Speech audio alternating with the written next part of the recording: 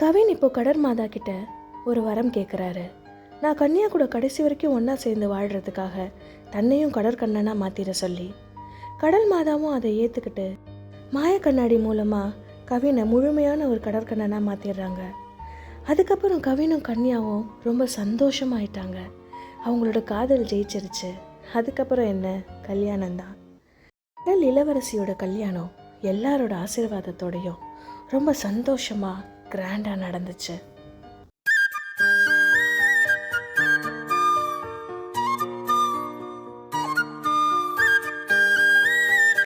வாழ்நாள் முழுவதும் இவங்க 2 பேரும் ரொம்ப சந்தோஷமாக இருக்கணும்னு கடல் உலகமே திரண்டு வந்து அவங்கள வாழ்த்துனாங்க. கன்யா அவங்களுடைய கல்யாண வாழ்க்கையில் ரொம்பவே சந்தோஷமாக இருந்தாங்க. அவங்க தனக்கென ஒரு குடும்பத்தை தன் குழந்தைங்களோட உருவாக்குனாங்க. அந்த மொத்த குடும்பத்தையும் கடல் மாதாவே ஆசீர்வாதம் பண்ணாங்க. கவின் கன்யா சேர்ந்ததுக்கு காரணமே மியூசிக் தான். அந்த மியூசிக்கை அவங்களோட குழந்தைங்களுக்கும் சொல்லி கொடுத்தாங்க.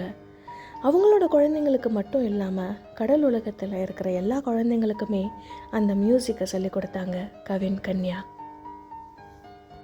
கடற்கன்னி கன்யா, கடற்கண்ணன் கவின், இவங்களுடைய காதல் கதை இதோட முடியுது. நன்றி.